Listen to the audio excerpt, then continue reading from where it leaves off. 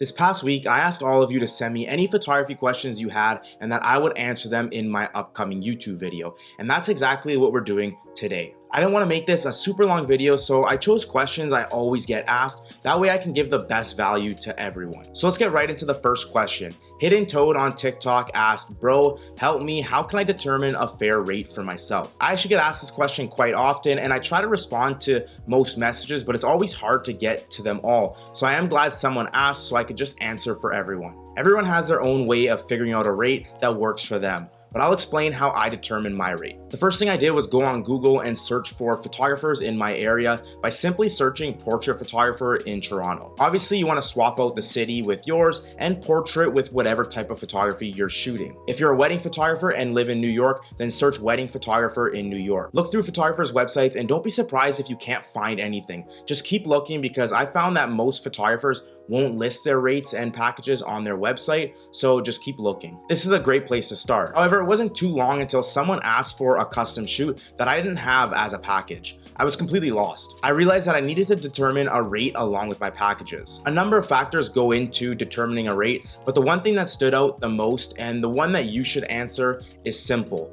How much would it take for you to set up a shoot, scout location, study poses, travel for an hour to the location, shoot for an hour, come home and spend 8 hours editing that shoot? If you're charging $200 for that shoot and you invested 10 hours into it, then that's really only $20 an hour you're making. After taxes, expenses, factoring the cost of your gear, Lightroom subscription, you're lucky if you're making half of that. So the best thing I can recommend you do is determine a rate that would make it worth your while and obviously cover costs. Once you determine a rate, whether that be $25, $40, $60 an hour, then you can calculate the amount of hours it would take for you to complete a photo shoot and determine your package costs. Some tips to keep in mind is always look and compare rates for your area because location makes a huge difference. Also keep in mind your experience level when comparing yourself to other photographers. If a photographer has worked for fashion brands and has years of experience with amazing photos in their portfolio and you only have one photo shoot in your portfolio, then you can't expect to charge the same amount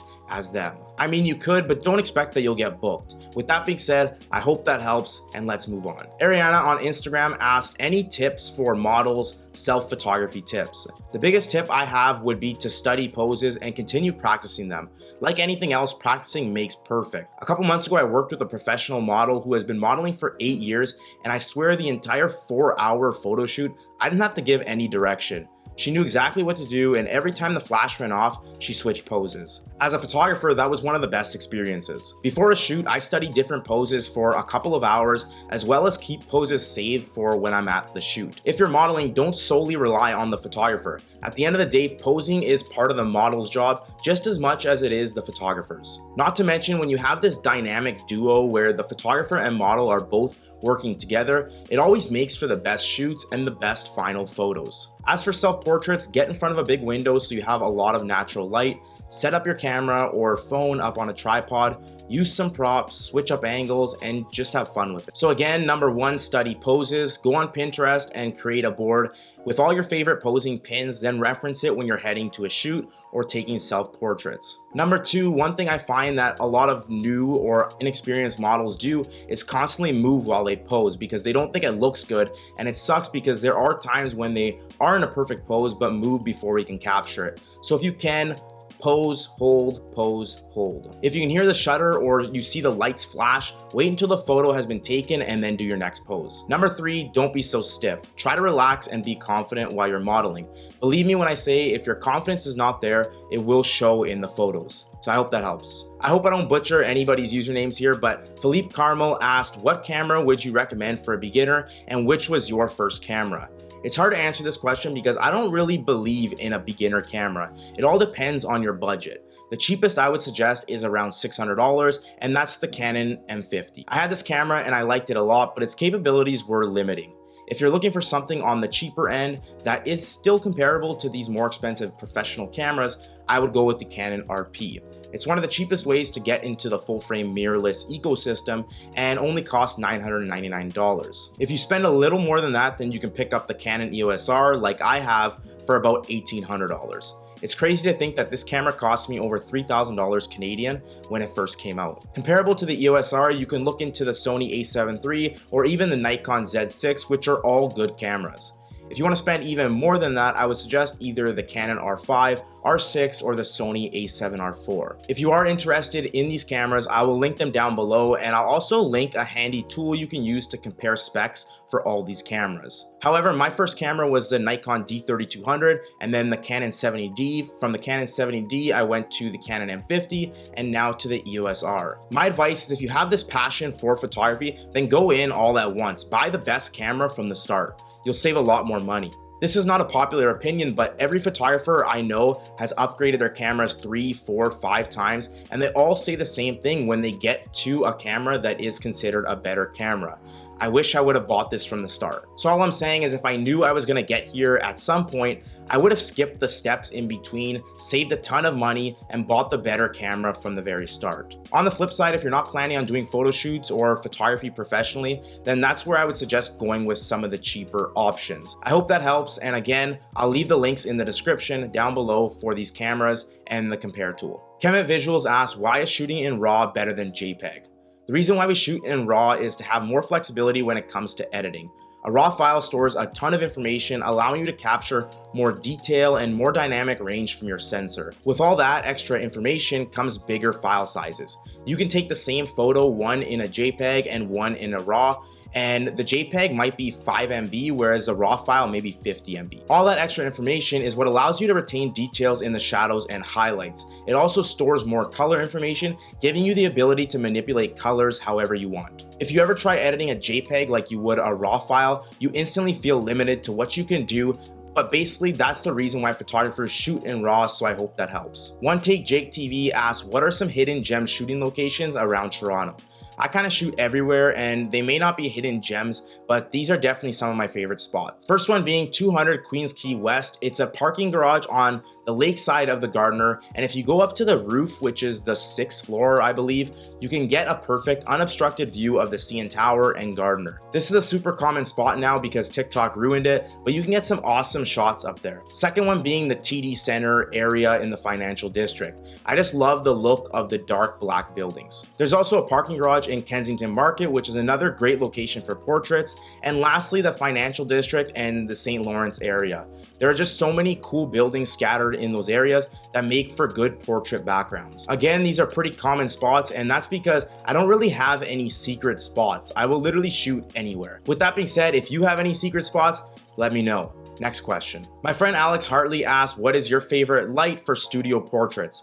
Personally, I love the look of natural light, and so when I'm at a studio, I'll shoot with natural light. However, depending on the lighting situation or the style of the shoot, I will use flash if the studio has one. The units I've used are the Alien Bees and found they're pretty easy to use. I also have my Godox on-camera flash that I can put on a light stand with an umbrella and control wirelessly if, let's say, there isn't much natural light coming in through the windows. I can't say I have a favorite because I don't really use flash all that much. That being said, next question. Finno Solomon asked 2 questions and they are related, so I'm just gonna join the 2 and answer them together.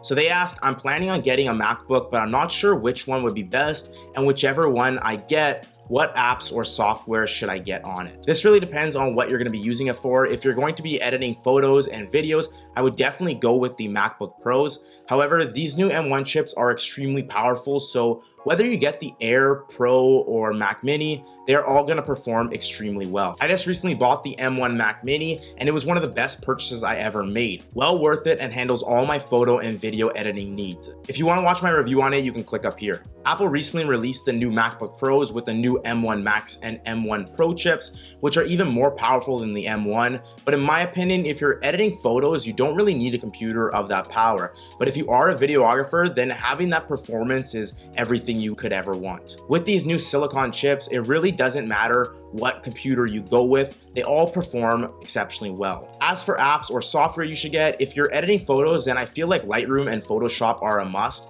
They're basically the industry standard for photo editing. If you're editing video, DaVinci Resolve, Final Cut Pro, and Premiere Pro are all great platforms. I've used all of them and they're all practically the same.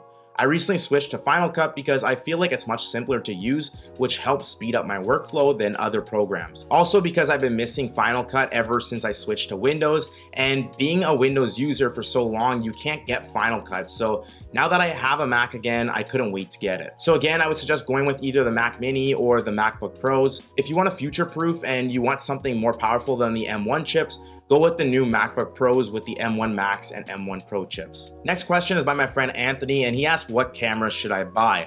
Look, Anthony, you already have the R6, so for your next camera, I would highly recommend picking up maybe the Canon R5C, but you have to let me borrow it. I'm Joey V asked, what was your first big paid photography job and how nervous were you? I haven't really had any big photography jobs that I would consider big. I mostly shoot portraits, and when you're doing work like that, it's more like $400 here and there. I wouldn't consider it really big. I have worked with some local businesses in my area, done shoots for them, and worked with a couple clothing lines that do pay a little more. As for getting nervous, I usually get nervous for a lot of things, but when it comes to photo shoots, I never do. And I think that has to do with the amount of prep I do beforehand. I scout the location, study the poses I want to run through, have the concept I'm looking to achieve in mind, and just overall knowledge on what I'm doing. I know what settings I have to adjust if it's too bright, what lens I need, I know what aperture I'm gonna shoot at to get the look I want, I know how to set up lights, triggers, softboxes for them to work properly, and I know how light will affect my subject and the photo. Being prepared and having the knowledge without a doubt helps. However, there was one time where I was genuinely nervous, and that was when I second shot my first wedding with my friend Ashley, who was the main photographer.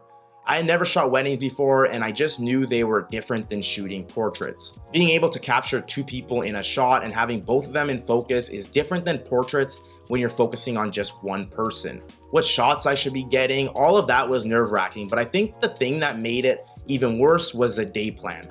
I received it a couple days beforehand so I can go over it, and basically it was planned out like 3:30 to 4 we can take photos, then the ceremony would be at this time, and then we're going to the park at this time.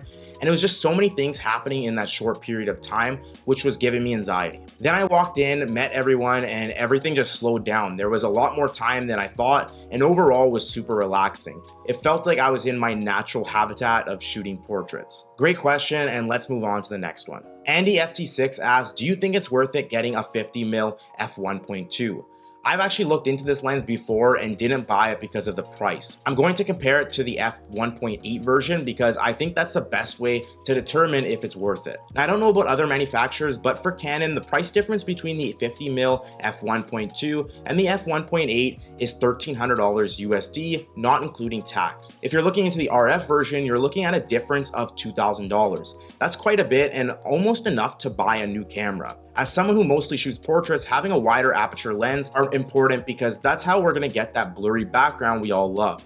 However, the difference between f1.2 to f1.8 is only a difference of roughly one stop. If you have an f1.8 lens, double your ISO from 400 to 800, and the difference in brightness or light would be roughly the same as having an f1.2. But there are some differences if we aren't talking about light. You will get some more bokeh, sharper image, accurate and faster focus, and it is weather sealed. Oh, and the f1.2 version won't feel like a cheap piece of plastic. On the other hand, if the f1.8 gets weather damage or it breaks, it's only $100, so you can easily replace it. So it really depends on what you're gonna be using it for, how you use it, and if you think it's worth the extra money. For me, I just don't think it's worth it, but I hope that helps. And lastly, we have another question by Andy FT6. Have you ever thought of shooting in film, or have you? I'll be right back. So I have a film camera right here. This is a Nikon FE with a 50mm f1.8 on it. I've always wanted to shoot portraits with it, but haven't yet. I've shot random photos of my family with it, but never got the film developed. So I basically have like 5 rolls of film in my drawer undeveloped. I even have this brand new pack of Portra 400 that I have yet to use. Come to think about it, it's probably getting close to its expiry date. I do have a photo shoot today, so I may bring it with me. With that being said, that is the end of this video. I hope you got some value from it, and if you have any further questions, drop them in the comments or follow me on Instagram because I post Ask Me a Question stories, if that's what you call it, all the time. If you enjoyed the video, make sure you hit that like button, make sure to subscribe, and make sure to hit that bell to be notified when I post a new video. Peace.